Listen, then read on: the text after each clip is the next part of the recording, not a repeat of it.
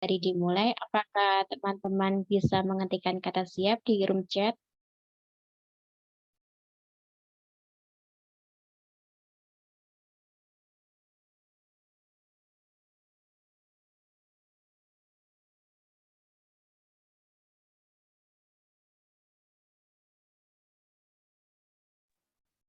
Baik, terima kasih kepada Ibu Welmin Sunyi Ariningsih. Waktu dan tempat kami persilahkan. Terima kasih. Assalamualaikum warahmatullahi wabarakatuh. Mas Ardi dan Mbak Aprilia, terima kasih atas waktunya. Terus kalau narasumber satunya enggak bisa, saya kasih waktu berapa? Kurang lebih 35 menit, Bu. Oke, dengan tanya jawab ya. 35 menit itu pemaparan materi. Oh, baik. Ya udah. Karena nanti akan saya tidak terpancang pada PPT yang saya berikan, nanti akan saya elaborate untuk infonya ya. Oke, baik. Terima kasih kepada Ruang Belajar Agil atas kesempatan ini untuk berbincang sore dan berbincang santai ya Mbak ya. Berbincang santai. Baik ya. Ya, saya Ibu Welmin, sebagaimana sudah dikenalkan bahwa saya dosen LB di program Ilmu Perpustakaan dan Informasi Fakultas Ilmu Administrasi via Brawijaya yang juga sudah banyak bekerja sama dengan RBA. Oke, saya aslinya akademisi, praktisi yang sekarang membantu di Prodi. Baik, ini mengenai penataan arsip dokumen penting keluarga ya. Jadi kalau sebagaimana kita kita perhatikan kondisi pada umumnya di masyarakat kita bahwa kesadaran untuk menyimpan dokumen-dokumen arsip warga itu kurang diperhatikan atau bahkan ignoring gitu, nggak apa-apa udah gitu aja. Padahal kita begitu lahir itu sudah menciptakan arsip, itu akte kelahiran ya, surat kenal lahir dan sebagainya. Nah, ini terus dari situ itu sudah mulai ada arsip. Terus orang tua kita menikah, nah itu juga kalian belum punya, kalau saya sudah punya langsung akte nikah, ya kan? Kalian belum pada punya kan? Jadi ini itu sudah menjadi suatu arsip. Jadi begitu manusia itu dilahirkan itu sudah langsung ada dokumen, ada arsip.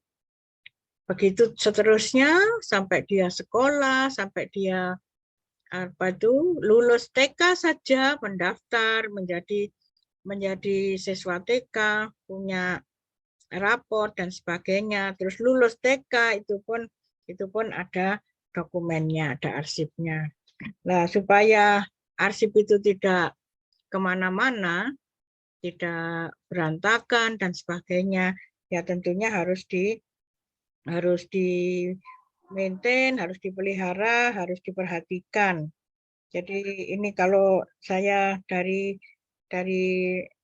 teman-teman itu ada 3 pertanyaan, yaitu jenis dokumen atau berkas keluarga apa saja yang dapat dikategorikan sebagai arsip keluarga. Ya tentu saja kartu keluarga, itu merupakan suatu arsip keluarga.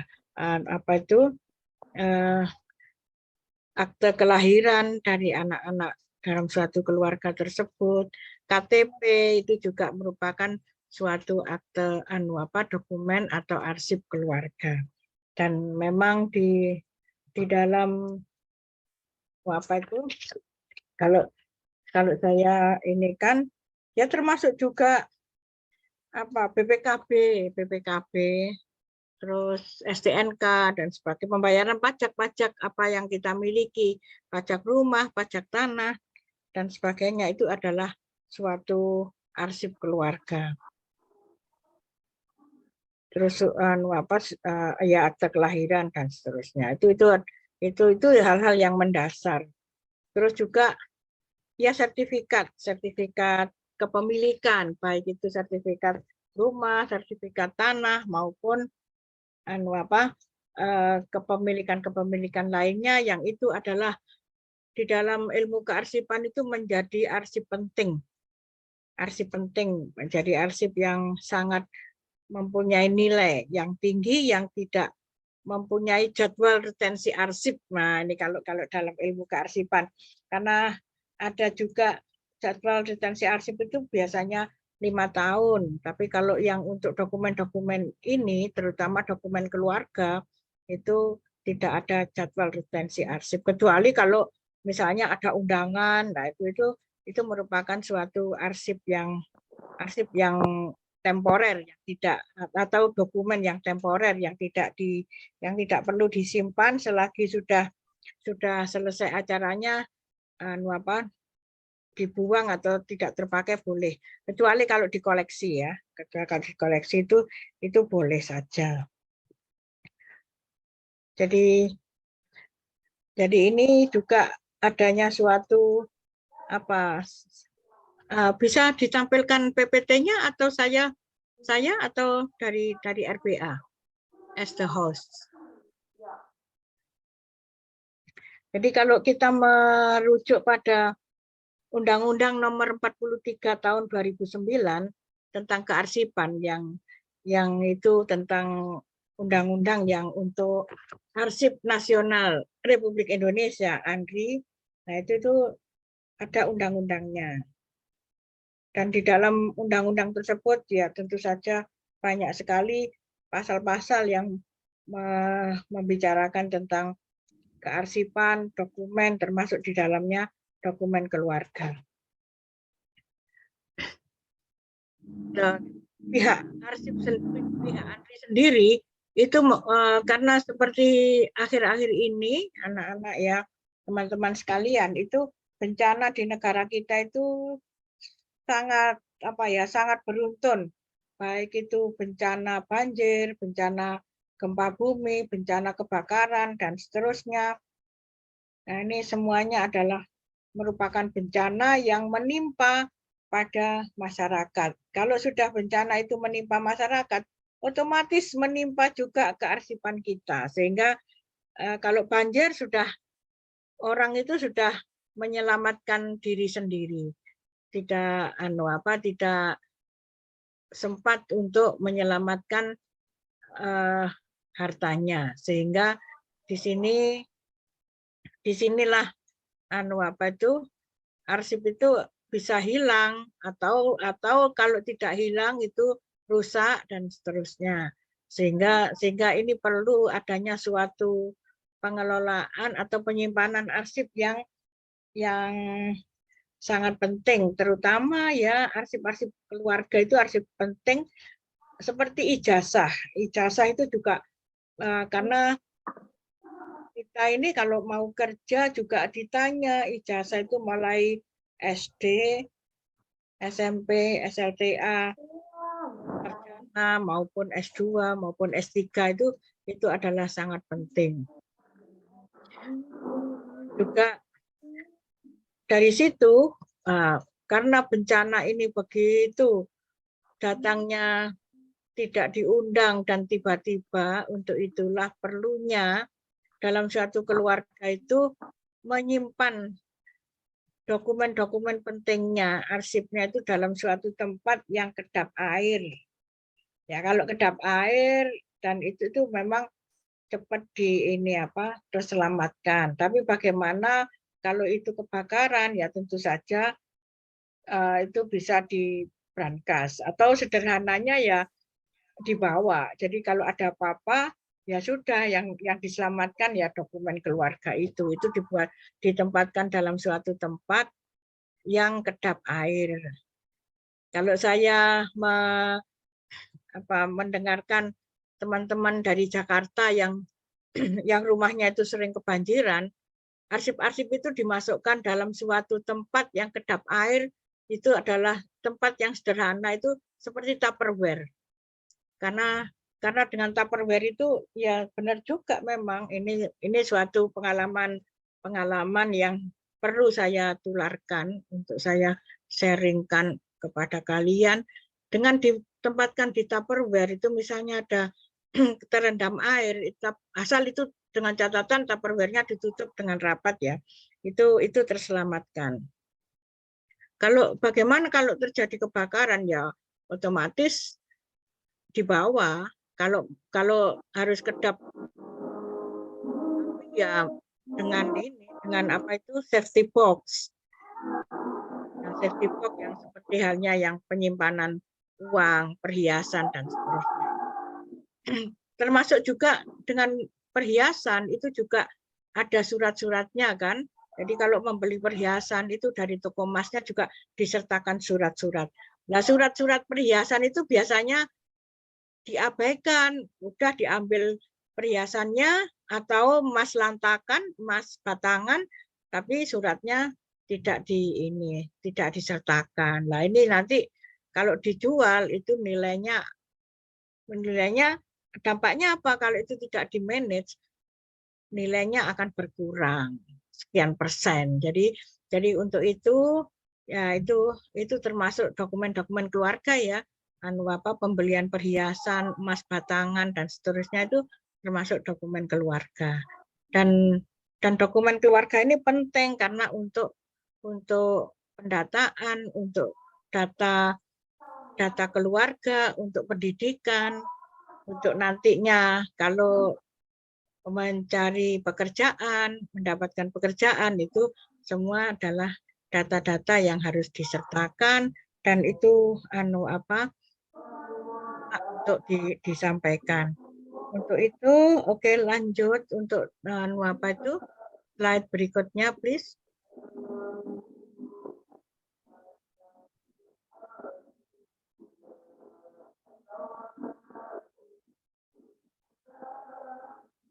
Ya, ini tadi yang sudah saya sampaikan. Ini nanti akan kita akan kita lanjutkan, dan ini adalah adanya fakta di masyarakat itu kurangnya pemahaman serta kesadaran pentingnya dokumen keluarga yang sering disebut arsip. Dokumen keluarga ini harus disimpan, dirawat, serta dipelihara. Ditempatkan dengan baik serta ditata dengan benar. Dalam ilmu kearsipan itu ya diklasifikasikan ya, kalau orang awam mungkin klasifikasinya tidak seperti dalam dalam ilmu kearsipan, tapi misalnya ijazah atau dokumen sekolah anak pertama, dokumen sekolah anak kedua, dokumen sekolah anak ketiga dan seterusnya. Terus kalau dalam keluarga itu misalnya dalam keluarga memiliki berapa sertifikat rumah, tanah, kepemilikan, terus juga BPKB kendaraan. Nah, itu harus harus diklasifikasikan seperti itu. Itu yang sederhana saja. Jadi untuk keluarga itu yang sederhana tapi tersimpan baik. Tersimpan baik, terkelola, dan arsip itu tidak boleh dilaminasi, tidak boleh dilaminating. Karena apa? Kalau dilaminating itu akan jelek. Jadi kalau plastiknya dibuka itu tulisannya akan menempel di plastik tersebut. Makanya dokumen itu yang bagus itu jangan dilaminasi. Kalau dimasukkan ke plastik itu adalah plastik yang plastik yang untuk dokumen aja. Misalnya plastik yang gini, yang untuk folder ya, yang bisa ditata dalam suatu folder, itu yang pinggir-pinggirnya ada lubang-lubangnya, itu saja. Jadi jangan dilaminasi. Terus, nah ini kalau perlu juga ya, backup. Kalau backup konvensional itu tentu saja difotokopi. Nah kalau ijazah biasanya ada apa itu legalisir. Akte kelahiran juga ada legalisirnya. Nah ini juga harus disimpan mana yang asli, mana yang legalisir, mana yang kopi tapi sudah ada legalisirnya. Itu juga perlu dipilah-pilah, ini kalau kita sebutkan perlu diklasifikasikan gitu ya. Jadi terus juga harus disimpan secara rapi, baik itu di dalam, ya memang sebaiknya dimasukkan di apa namanya, saya lupa namanya, pokoknya plastik yang untuk menyimpan dokumen yang seperti ini, yang pinggir-pinggirnya ada apa itu, ada lubang-lubangnya, sehingga satu-satu itu nanti akan akan dimasukkan ke folder. Tentu saja di setiap perbedaan-perbedaan itu harus disematkan suatu skat. Misalnya ini akte kelahiran anak pertama, akte kelahiran anak kedua, dan seterusnya. Terus dokumen sekolah juga begitu. Jadi terus juga ini kalau backup tadi, kalau backup secara fisik. Nah sekarang kita harus beralih ke digital. Jadi di backupkan, di scan atau di foto. Di scan itu yang lebih yang lebih bagus presisinya. Di scan dalam bentuk file. Terus dalam bentuk file itu, nah ini kalau diklasifikasikan ya dibuatkan folder-folder. Jadi nama besarnya folder keluarga. Terus nanti dimasukkan dibuatkan subfolder, folder keluarga, misalnya akta pernikahan. Terus kalau sudah punya anak, terus dibuatkan akte kelahiran anak pertama. Dan itu nanti akan mengisi terus sesuai dengan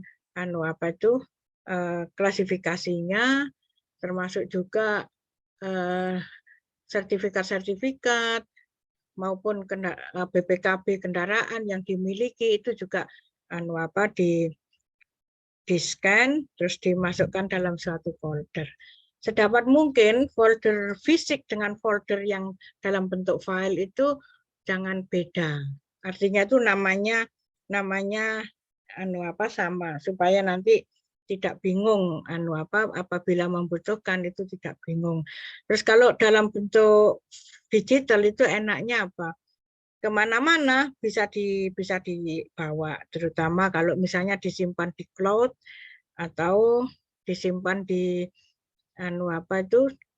yang kalau di cloud itu memang tidak tergantung tempat, atau juga bisa saja disiapkan suatu hard disk dengan kapasitas tertentu yang kira-kira bisa muat tapi dalam perkembangan teknologi kan hard disk itu dulu sih mahal, sekarang sudah relatif murah ya, relatif terjangkau. Terus juga dokumen-dokumen tersebut, arsip keluarga tersebut juga harus sering-sering dicek, sering-sering dilihat. Kenapa? Kadang-kadang sudah dipinjam tapi lupa, tidak dimasukkan lagi. Begitu juga kalau ini berbicara pinjam, apabila dokumen tersebut digunakan misalnya untuk pendaftaran sekolah, untuk apa itu diambil, itu harus ada catatan, diambil kapan, terus nanti kalau sudah, terus oleh siapa, dibawa oleh anak siapa, atau dibawa oleh mamanya atau papanya, itu juga harus ada catatannya. Karena apa? Kalau tidak ada catatannya, kalau sudah lembaran-lembaran itu sudah dikeluarkan dari foldernya, itu tidak terdeteksi kemana. Jadi tapi kalau itu langsung dibuatkan suatu semacam tanda terima atau semacam pengingat bahwa arsip ini sedang digunakan untuk bla bla bla, sehingga bila kita lihat-lihat atau mengecek itu oh ternyata arsip ini belum dikembalikan. Ini masih dipakai, dulu dipakai tanggal berapa dan sebagainya. Karena oleh siapa? Itu adalah suatu pengingat yang sangat bagus, karena kalau tidak ada tanggalnya, when, nah ini ada date-nya, itu kapan ya dulu dipakainya, oleh siapa ya. Nah ini juga perlu perlu dibuatkan suatu tanda, ya, suatu tanda supaya tidak hilang. Karena kalau tanpa tanda, karena kita urusannya itu dengan keluarga, jadi ya pihak keluarga aja yang yang tahu dan yang dibuatkan juga secara kekeluargaan. Namun kekeluargaan bukan suatu hal yang kendor, tapi tetap ada rambu-rambunya supaya arsip atau dokumen keluarga tersebut tidak hilang begitu saja. Lebih-lebih itu asli. Kalau asli itu adalah susah juga untuk mendapatkannya. Ya semua itu bisa, tapi kan takes time, terus juga membutuhkan tenaga, energi, terus juga ya mungkin biaya transportasi, wirawiri dan sebagainya, itu sangat mengganggu, sangat merugikan. Jadi itulah yang perlu untuk diketahui dan perlu untuk dilakukan. Karena sebetulnya ya saya sebagai librarian, sebagai orang yang berbackground librarian, ya ini menyangkut penataan, menyangkut peminjaman, itu sangat penting, terutama kalau sudah dalam bentuk digital, itu harus ada harus ada sistemnya, information storage and retrieval. Jadi kalau sudah disimpan, bagaimana supaya gampang di-retrieve kembali untuk ditemukan. Nah, itu disimpan saja tapi tidak ada metodenya, sehingga kalau mau ngambil itu akan susah.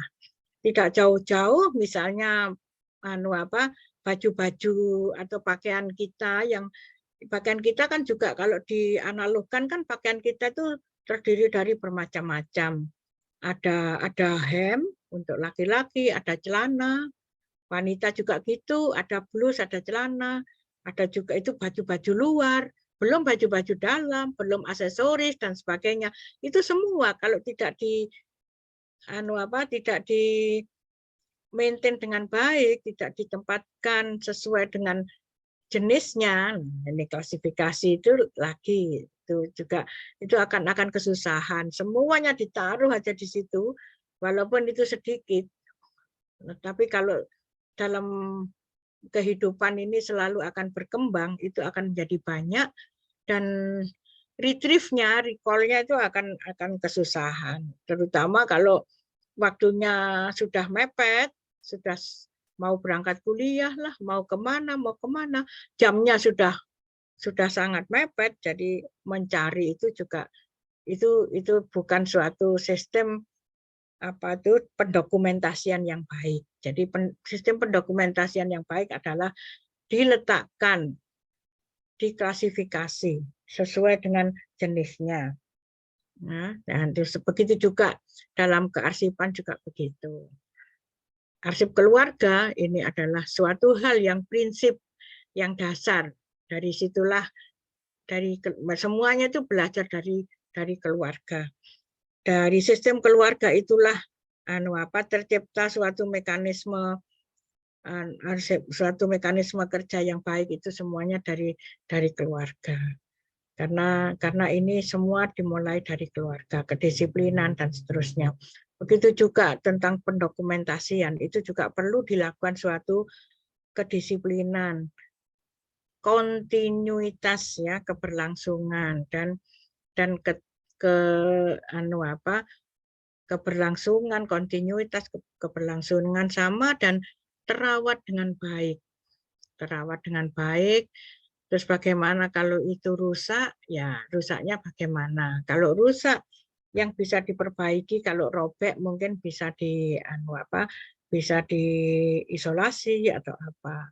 Tapi kalau sudah nanti menyangkut rusaknya sangat parah dan sebagainya, itu nanti ada bagian yang bisa merenovasi,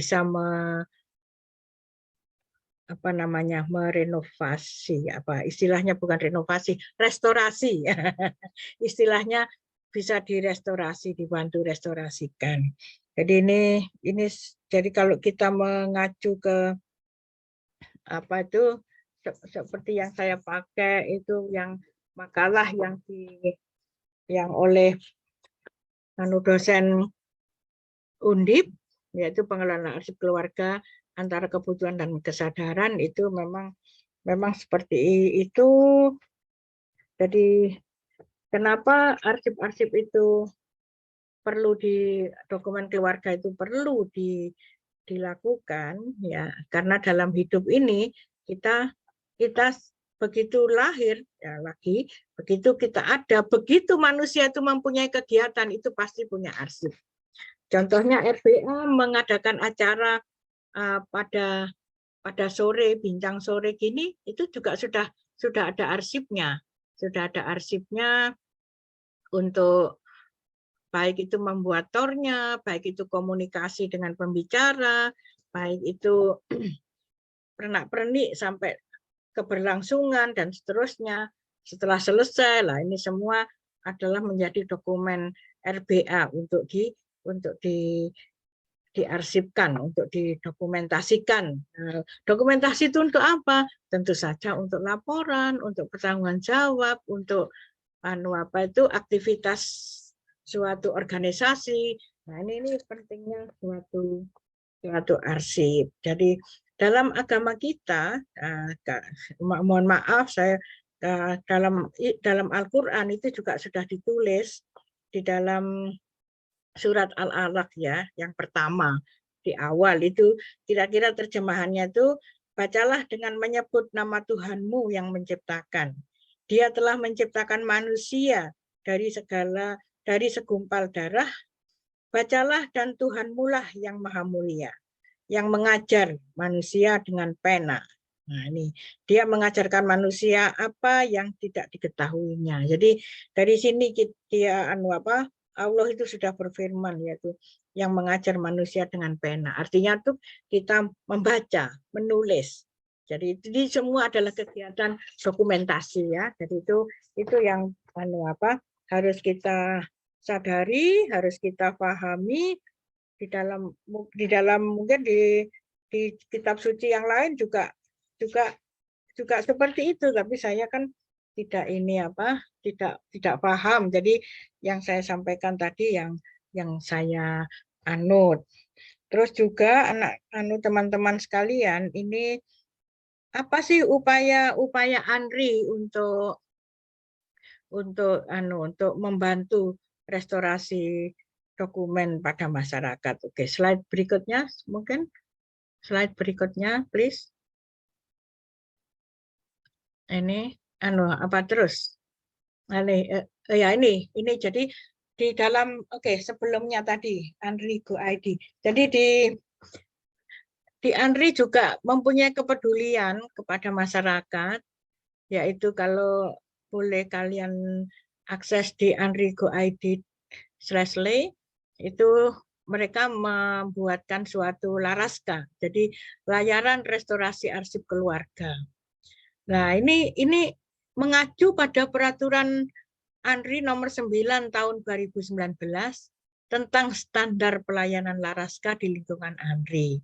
Jadi ini layanan yang disediakan oleh ANRI untuk masyarakat yang secara individu bisa mengajukan untuk perbaikan arsipnya secara gratis, tapi maksimum untuk satu orang atau satu keluarga itu 10 arsip. Jadi karena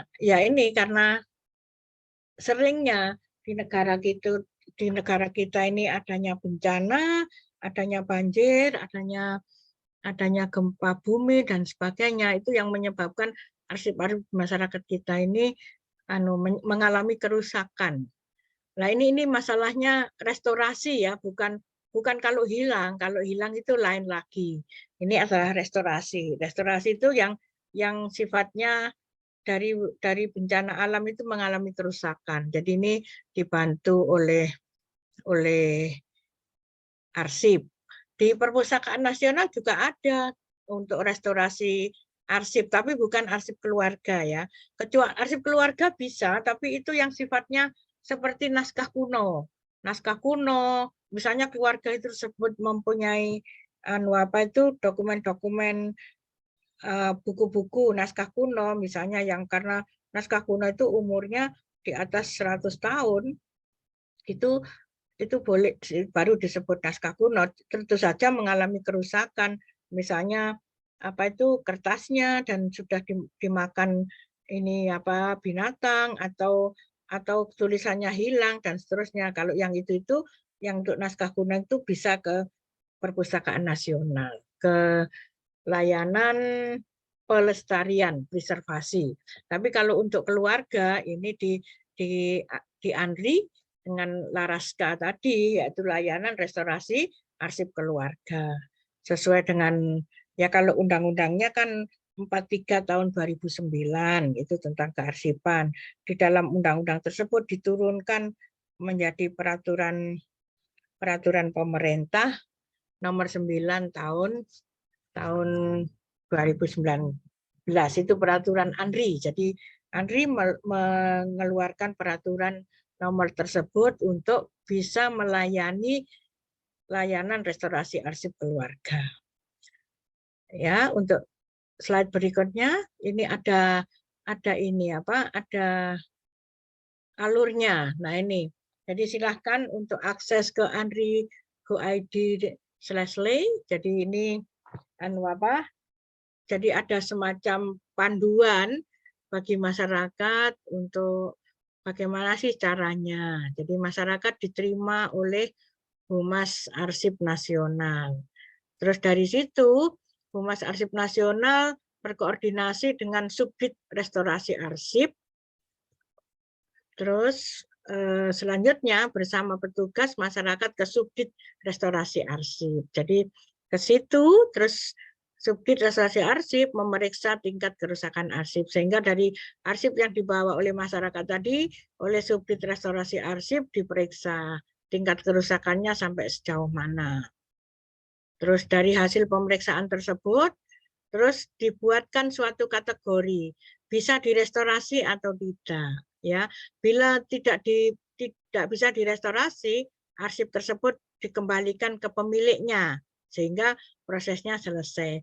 Tapi bila bisa direstorasi, arsip tersebut diserahkan ke petugas Subdit Restorasi Arsip dan masyarakat mengisi form. Tentu saja ada form-form yang harus diisi. Jadi itu untuk yang bisa direstorasi. Terus selanjutnya arsipnya direstorasi, ya nanti apakah harus menunggu atau bagaimana, ya tergantung tingkat kerusakan. Dan itu nanti akan diinfo oleh petugas Subdit Restorasi Arsip.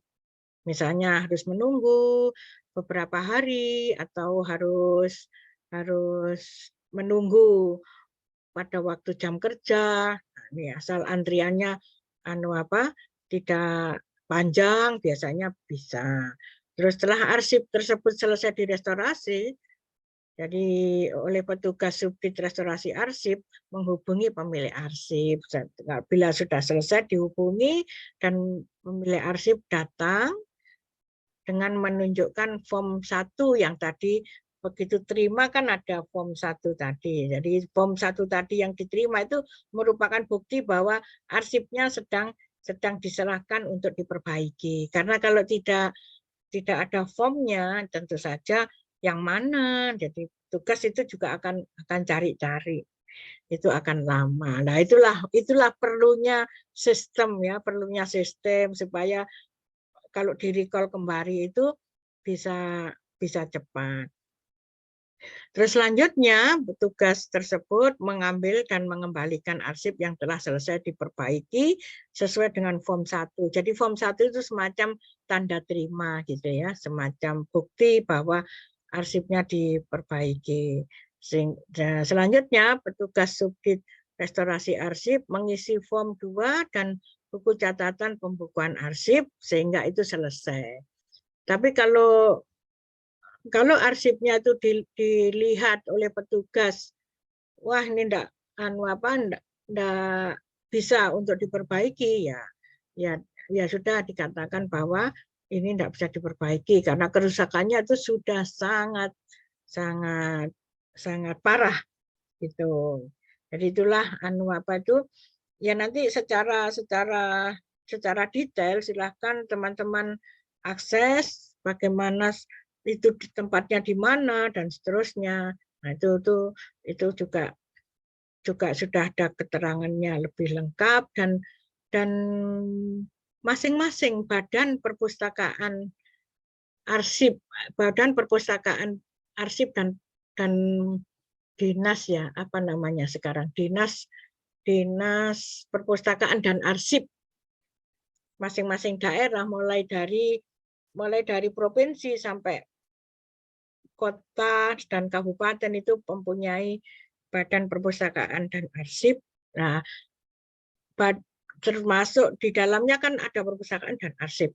Nah, yang badan arsip itulah yang memberikan pendampingan kepada masyarakat melalui perpustakaan desa ya, melalui perpustakaan desa untuk memberikan informasi, memberikan sosialisasi kepada masyarakat. Pentingnya arsip keluarga itu akan seperti itu. Mungkin teman-teman RBA bisa saja dalam hal ini saya sarankan untuk menghubungi atau kalau belum menghubungi badan perpustakaan dan arsip masing-masing di daerah untuk bekerja sama untuk menindaklanjuti acara sore ini sehingga langsung ke masyarakat itu bagaimana pentingnya perlunya mengelola arsip keluarga supaya keluarga itu tidak tidak kehilangan atau dalam menyusun atau mendokumentasikan arsipnya, dokumen keluarga itu ya walaupun misalnya belum tersistematis tapi paling tidak apa-apa yang sudah pernah dipunyai itu dibuatkan suatu panduan untuk dilakukan. Karena ini sangat penting sekali, apalagi ya harus sedini mungkin dimulai dari keluarga. Apalagi nanti kalau sudah kerja itu ya tentu saja yang mengikuti kita adalah mulai dari akte kelahiran, ijazah yang kita punya, bukti bahwa kita diterima, surat keputusan, terus kalau sudah surat keputusan itu menyangkut penggajian dan seterusnya sampai proses bekerja itu selalu ada dokumen-dokumen yang harus kita manage, kita pelihara, kita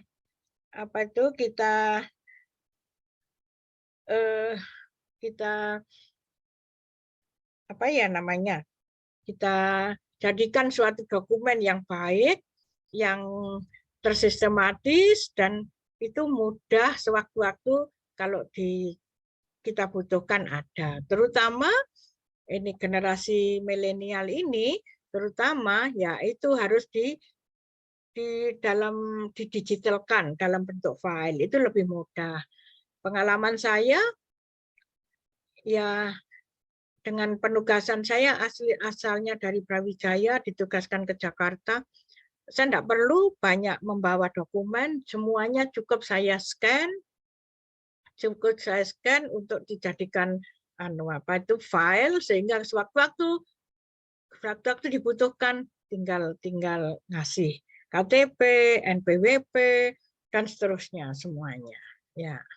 Jadi itu kira-kira materi sore ini. Waktunya sudah habis ya, saya sudah di warning. Ya, monggo. Baik, terima kasih kepada Ibu Welmin yang sudah memaparkan materinya. Dapat saya simpulkan bahwa pengarsipan dalam keluarga ini sangat penting, terutama perihal dokumen-dokumen yang sangat penting. Nah, untuk pengarsipan ini, alangkah baiknya jika dalam sebuah keluarga itu pengarsipannya tidak hanya dalam bentuk fisik saja, tetapi dalam bentuk digital, di mana meskipun secara fisik ataupun digital juga harus tersistem supaya ketika kita membutuhkan dokumen untuk kepentingan tertentu, kita lebih mudah dalam mencarinya, seperti itu. Sebelum kita melanjutkan pada sesi tanya jawab, untuk dokumentator dipersilakan untuk memandu dokumentasi pada hari.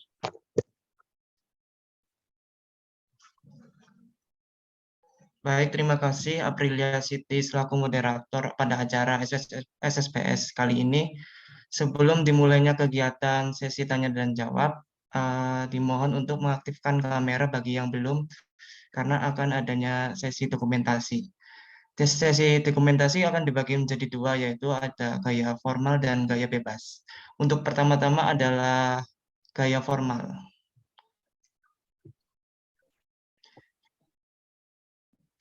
Ya, saya akan menghitung dari 3, 2, 1.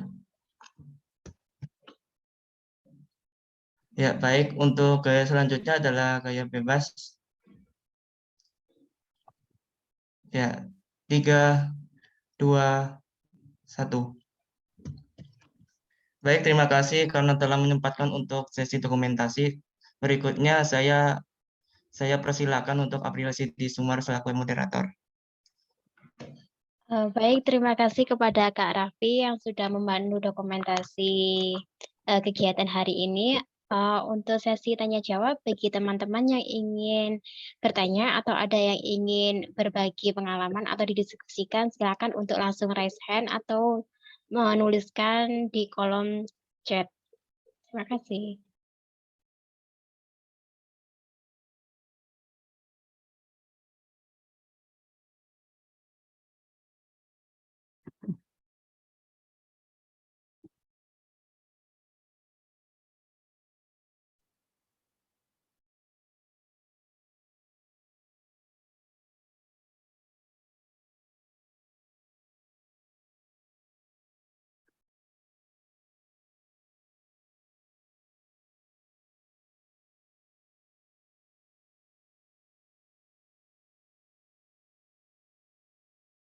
Baik, untuk Kak Ardi silakan langsung saja mengajukan pertanyaannya. Oke, baik. Sebelumnya terima kasih Kak Aprilia atas waktunya. Perkenalkan, nama saya Ardi. Di sini saya ingin bertanya kepada Ibu Welmin terkait pemaparan materi yang telah dijelaskan. Nah, tadi juga dijelaskan bahwasannya penting melakukan klasifikasi terhadap dokumen keluarga itu sesuai jenisnya. Nah, yang saya tanyakan itu apa saja yang disebut untuk jenis-jenis dokumen dalam keluarga itu, Bu? Untuk mohon penjelasannya, Bu. Terima kasih.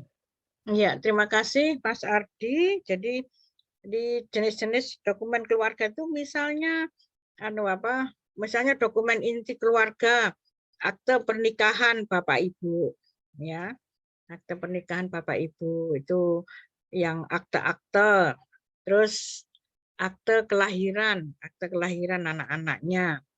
Bisa saja akte kelahiran anak-anaknya, mungkin anak pertama, anak kedua, anak ketiga, sampai anak ke-10 misalnya ya. Terus kalau sudah seperti itu, terus dalam keluarga itu ada kepemilikan, misalnya tentang kepemilikan harta misalnya.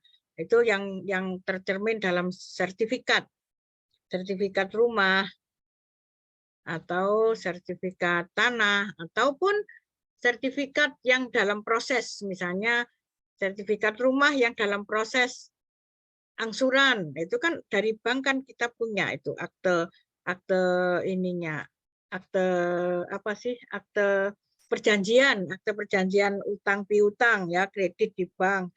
Jadi itu semua harus klasifikasinya seperti itu.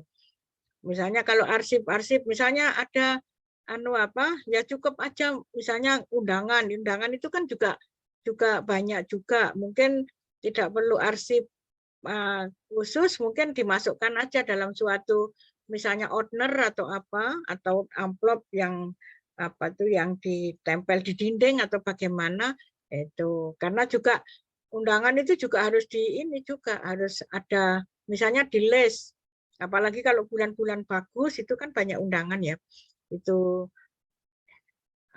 misalnya kapan tanggalnya dan jamnya itu penting, karena kalau jamnya salah bisa malam datangnya pagi, atau pagi ternyata malam, atau sudah berlalu. Nah, ini juga penting. Jadi klasifikasi sederhana saja.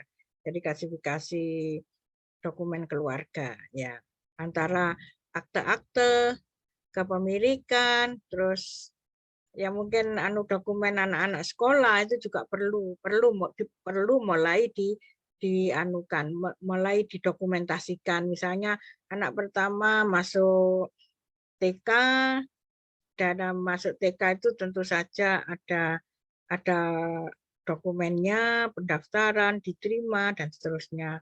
Apalagi kalau sudah lulus, lah ini misalnya itu boleh disebut misalnya dokumen pendidikan, dokumen pendidikan keluarga. Begitu juga ayah bapak ibunya itu kan juga memiliki ijazah, dan itu juga harus juga didokumentasikan, tidak tersendiri tapi ada sekat pembatasnya, disebut folder. Jadi itu yang perlu dibuatkan oleh suatu keluarga. Jadi memang harus anak-anak juga harus mulai dikenalkan kepada dokumen-dokumen tersebut supaya nanti juga mengikuti jejaknya. Jadi kalian yang sudah mencapai pendidikan perguruan tinggi dan sebagainya itu kan juga ada arsipnya juga. Misalnya diterima di Brawijaya, terus dari diterima di Brawijaya dibuktikan dengan registrasi, terus dikeluarkan kartu mahasiswa, kan begitu ya. Terus dalam perjalanannya lulus semester 1, 2 dan seterusnya. Terus itu nanti dikumpulkan sehingga nilai-nilainya dan seterusnya itu adalah suatu sistem pengarsipan pribadi maupun pengarsipan keluarga. Jadi itu kira-kira klasifikasinya menurut jenisnya yang sederhana saja dalam suatu keluarga, dan itu mudah diikuti, mudah dipahami, sehingga nanti kalau anak-anaknya minta ke mamanya, mana ijazah SMP-ku dulu. Nah, itu sudah langsung mamanya ngambilkan. Nah, jadi udah tahu tempat-tempatnya, dan hal ini juga perlu juga mungkin teman-teman muda itu juga perlu membantu orang tua untuk mendokumentasikan dokumentasi keluarga. Jadi sangat perlu itu, karena kalau sudah banyak, kalian aja sekarang sudah mencapai mahasiswa, itu sudah berapa dokumen yang kalian punya, itu juga sudah mulai banyak kan. Jadi itu harus harus dibuatkan, harus diklasifikasikan sesuai dengan namanya. Jadi itu. Ya, kira-kira seperti itu ya, Mas Ardi. Kalau masih kurang jelas boleh. Iya, sampun Ibu, untuk jawabannya sudah cukup jelas. Maksudnya Ibu. Terima kasih, sama-sama.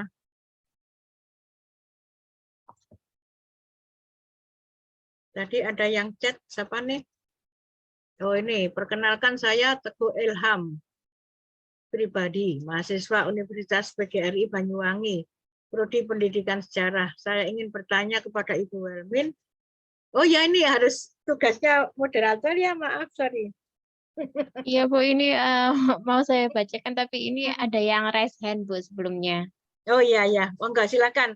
Yang Aku raise terserah hand dulu moderatornya. atau yang raise hand dulu ya, Bu? Ya, ya. Baik, silakan untuk Kak Bella. Baik, terima kasih Kak Apri dan Bu Welmin. Nah, Bu Welmin, saya mau izin bertanya. Nah, bagaimana sih Bu, sekarang kan banyak sekali masyarakat, khususnya masyarakat pedesaan, yang kurang mengerti akan pentingnya arsip dokumen keluarga ini. Dan juga kebanyakan kalau misalnya diberikan pengetahuan itu, bilangnya mereka itu arsip dokumen keluarga itu belum sangat penting dalam kehidupannya gitu. Terima kasih. Ya, ya, baik Mbak Bella ya. Inilah pentingnya kalian sebagai orang muda itu memberikan sosialisasi, memberikan pemahaman. Ya namanya membantu, memberikan pemahaman itu juga ya diikuti atau tidak itu ya tergantung individu tersebut ya kan, tapi setelah kita berikan suatu pemahaman bahwa itu penting, kalau dibutuhkan, kalau tidak ada bagaimana mencarinya. Nah, itu baru mungkin mereka itu menyadari dan mengikuti apa yang sudah disosialisasikan, sudah dipahamkan oleh kalian.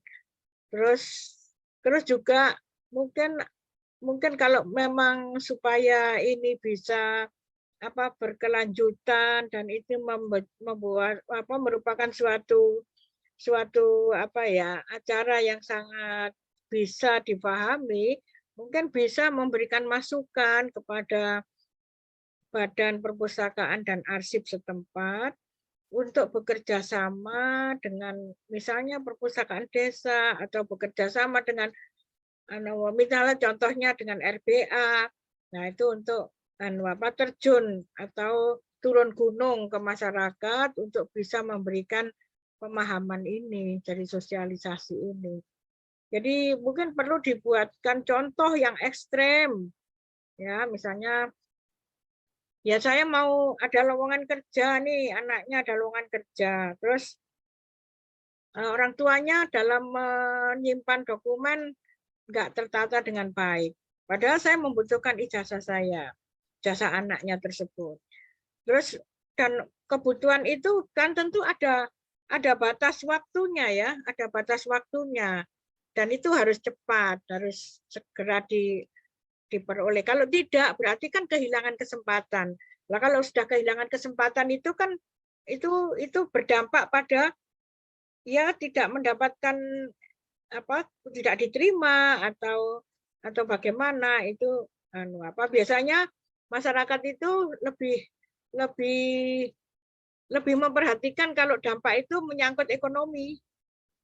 Ya seperti mau melamar kerja ternyata ijazahnya enggak karuan karena penyimpanan kurang baik sehingga kan tidak jadi kerja, enggak dapat mendapatkan gaji, enggak dapat pendapatan, enggak dapat income sehingga keluarga akhirnya kan ya merasa ya tentu saja merasa dirugikan itu yang faktor ekonomi, belum lagi yang faktor prestis misalnya. Wah, kalau anaknya diterima kerja di suatu tempat di Pertamina atau jadi dosen perguruan tinggi ternama itu kan antara prestis dan ekonomis. Jadi harus dimengertikan hal-hal yang seperti itu. Dampaknya tidak tidak ringan, dampaknya akan jadi berat dan itu menyangkut harkat hidup anaknya, ya harkat hidup keluarga kan gitu. Jadi mungkin harus dipahamkan yang ekstrim aja supaya mereka sadar bahwa oh ya ternyata penting gitu ya. Semua itu harus dimulai dari sedikit. Kalau sudah banyak itu waduh pengelolaannya jadi akan banyak. Ya kalau kita contoh aja kalau kita lagi memilah dokumen-dokumen misalnya dokumen-dokumen tugas dan seterusnya itu aja sudah takes time kan gitu.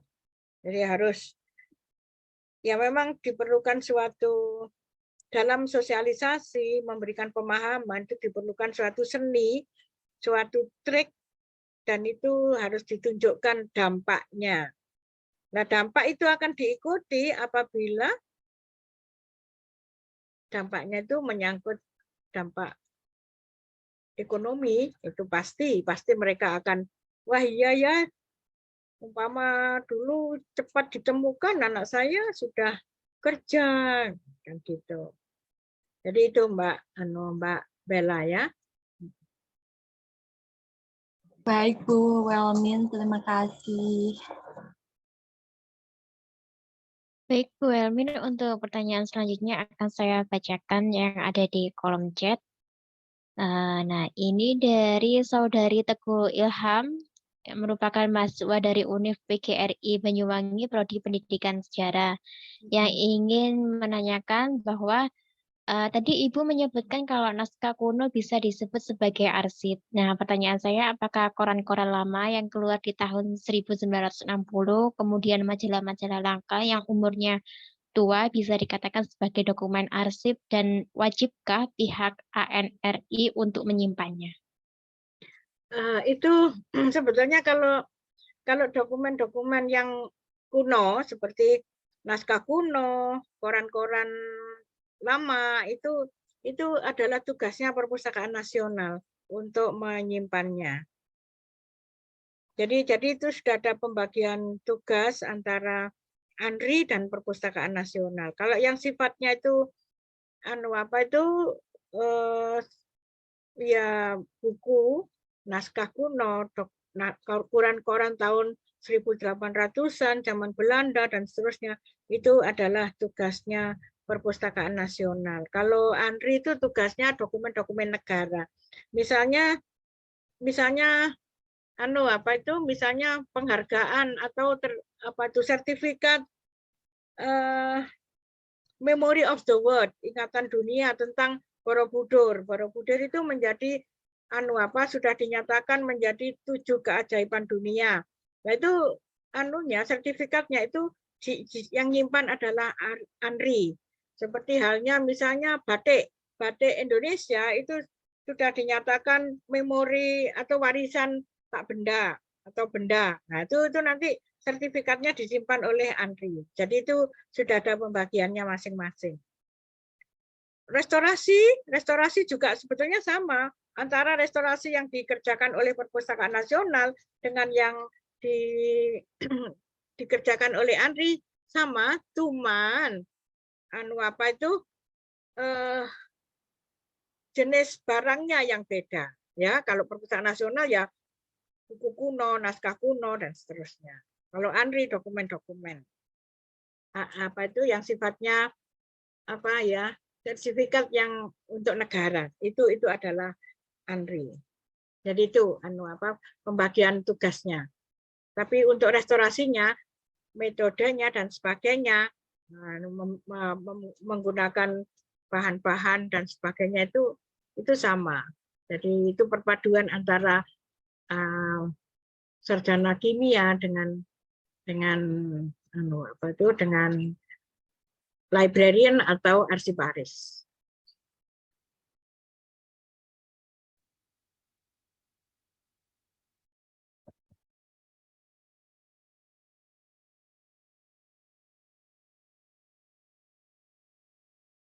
Baik, seperti itu ya jawabannya untuk Saudara Teguh Ilham.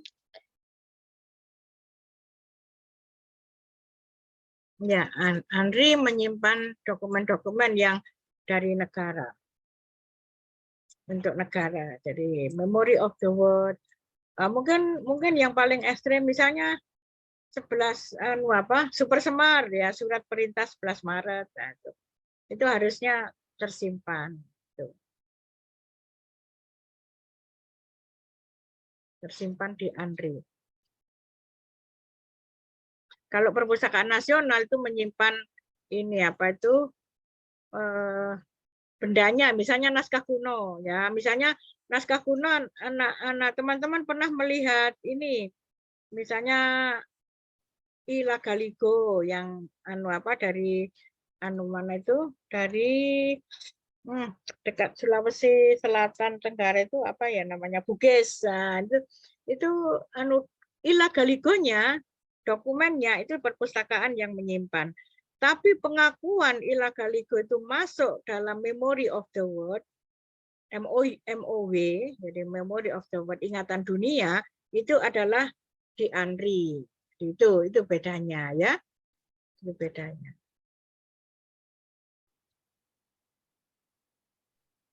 Baik, Ibu, saya izin bertanya, Bu. Sekarang ini kan perkembangan teknologi kan semakin canggih. Orang-orang banyak sekali menyimpan data ataupun arsip itu dalam bentuk digital. Nah, lalu bagaimanakah cara kita dalam keluarga itu melindungi data kita yang ada di digital, Bu? Karena sebelum-sebelumnya kan pernah ramai bahwa ada banyak jutaan data rakyat Indonesia itu bocor gitu.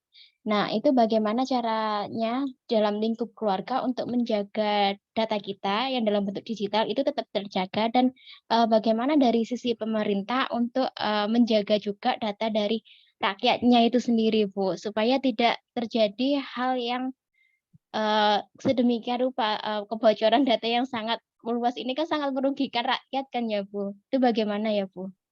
Ya memang apa ya, sebetulnya kita lihat fakta di masyarakat ya. Kita lihat fakta di masyarakat. Orang Indonesia itu paling kreatif loh. Paling kreatif. Nge-hack, menjadi hacker juga pinter ya. Jadi semua itu knowledge yang kita punya, pengetahuan yang kita punya itu ya itu semua yang disalahgunakan sebetulnya. Tapi sebagai negara tentu saja sudah punya pengaman. Ya kalau kita analogkan dengan kehidupan nyata, ya rumah kita itu sudah terkunci, sudah digembok, sudah dipagari, sudah apa. Tapi yang namanya pencuri kan tetap masuk. Ya bisa membobol gemboknya, bisa membobol kunci, bisa ya apalah yang dilakukan oleh pencuri lah. Ya analognya sama seperti itu, Mbak. Jadi sebetulnya, tapi kalau untuk data-data keluarga itu kan dalam skala kecil ya, sebaiknya memang kalau memang dimasukkan dalam cloud itu juga kita harus hati-hati karena di cloud itu kan juga semuanya ya serba gratis ya. Ya kalau saya pribadi sih lebih memilih saya simpan di hard disk, yang mana hard disk itu ya dari keluarga sendiri yang bisa mengakses. Jadi harus kita ya kalau logikanya memang semua itu sudah ada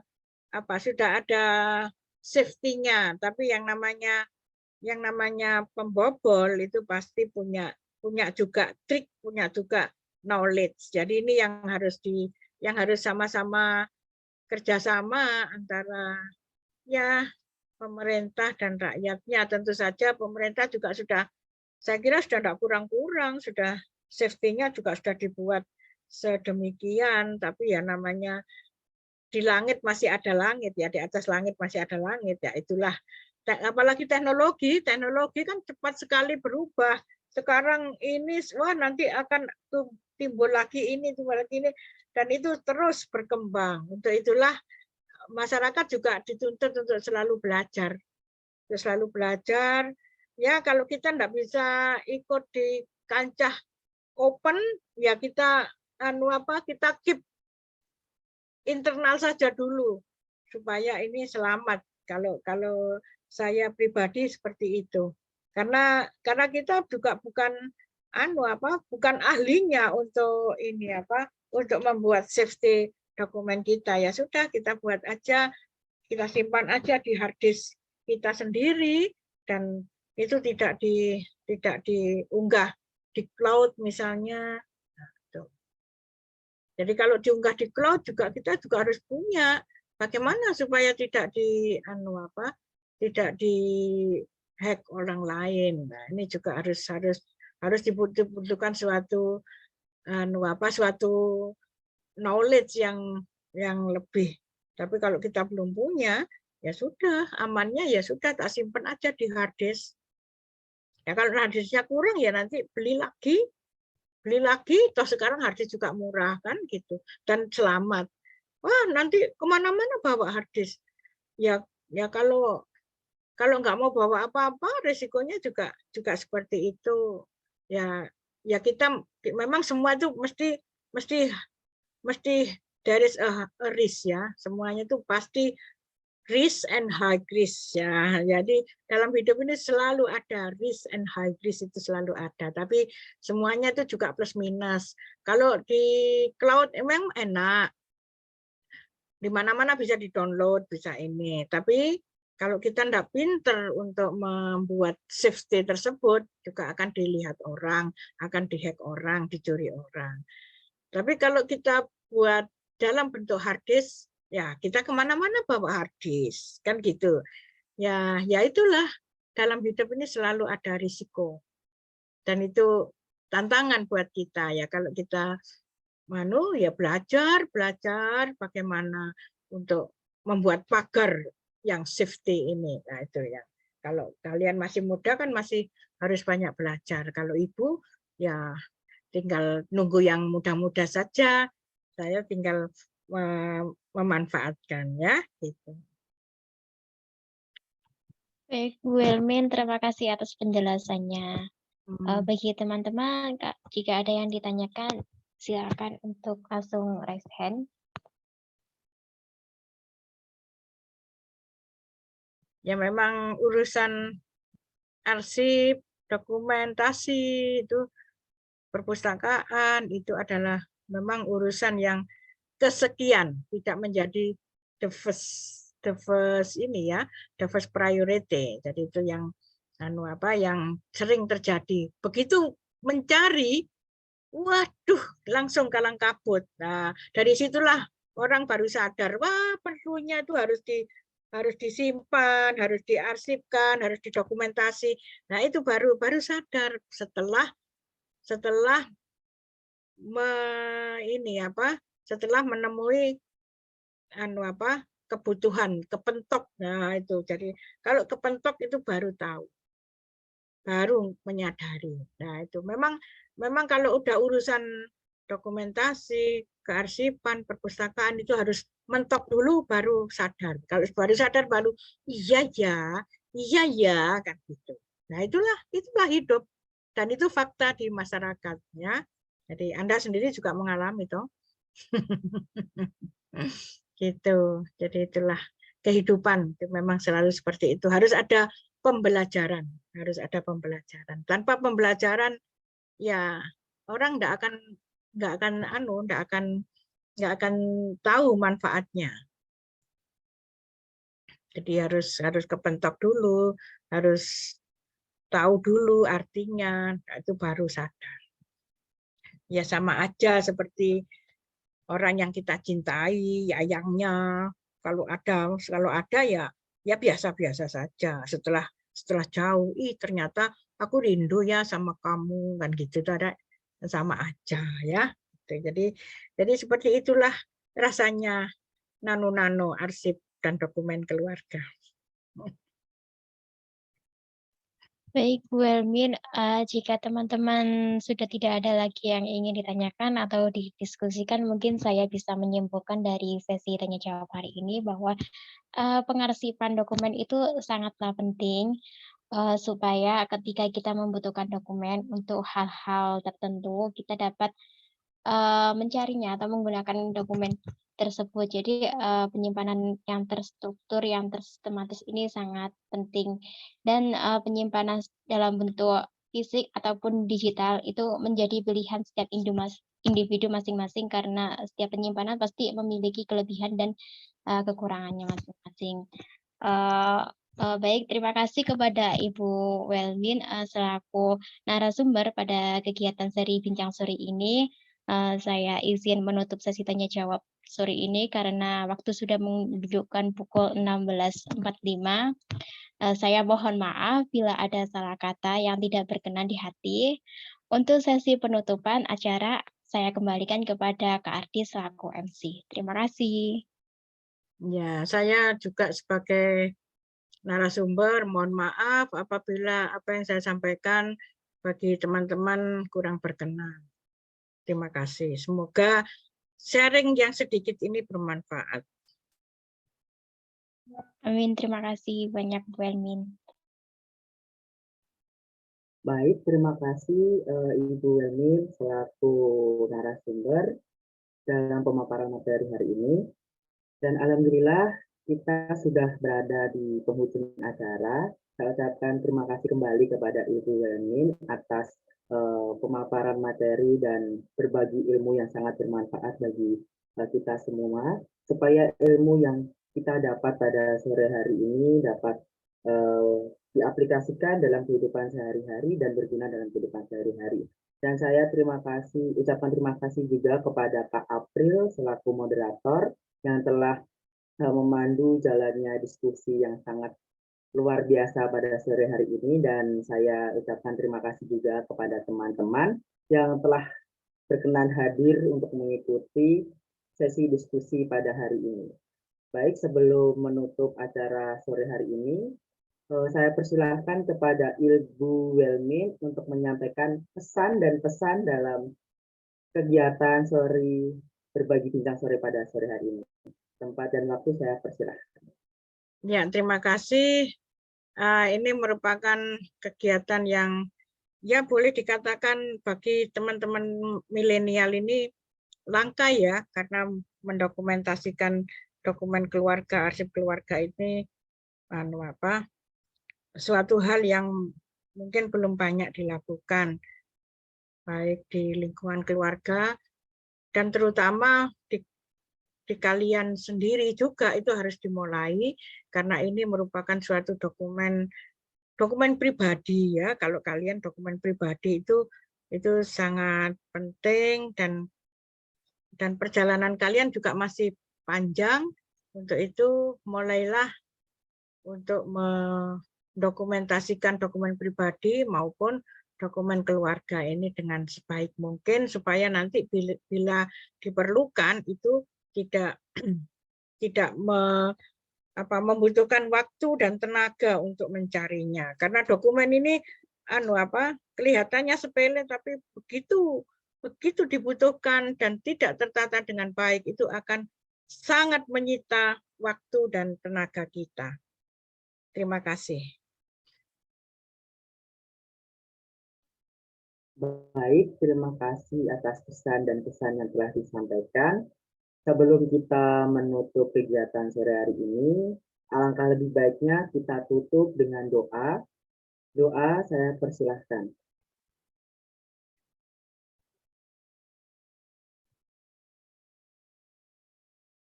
Ya boleh ya, saya nambahkan sedikit. Tadi program ini supaya dilanjutkan dengan lebih ke masyarakat lagi ya. Sebagai RBA ya, makasih. Sangat tersuwun Ibu. Apakah ada yang ditambahkan lagi Ibu? Sudah cukup, makasih. Ibu.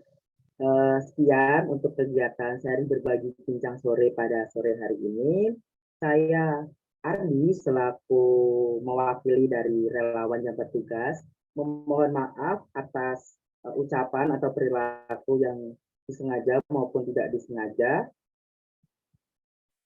dan dipersilakan kepada Bapak, Ibu, dan rekan-rekan dapat meninggalkan ruang Zoom untuk melaksanakan aktivitasnya lagi selanjutnya, dan terima kasih. Kegiatan hari ini saya tutup. Wassalamualaikum warahmatullahi wabarakatuh. Waalaikumsalam warahmatullahi wabarakatuh. Izin live ya. Baik Ibu, matur suwun.